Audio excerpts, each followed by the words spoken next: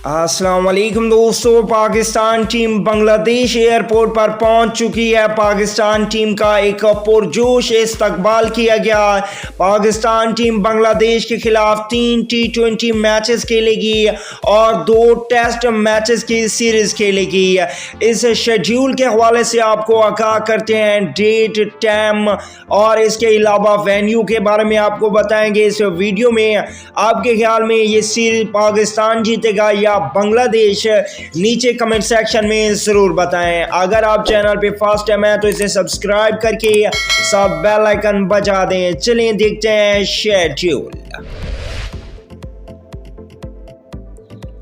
Pakistan versus Bangladesh first T20 match 19 नवंबर 2021 को 3 बजे खेला जाएगा। Pakistan versus Bangladesh second T20 match 20 नवंबर 2021 को 3 बजे पाकिस्तानी टाइम के मुताबिक खेला जाएगा। Pakistan versus Bangladesh third T20 match 22 नवंबर को 3 बजे खेला जाएगा। पाकिस्तान वर्सेस बांग्लादेश पहला टेस्ट मैच 26 नवंबर को सुबह 9 बजे खेला जाएगा।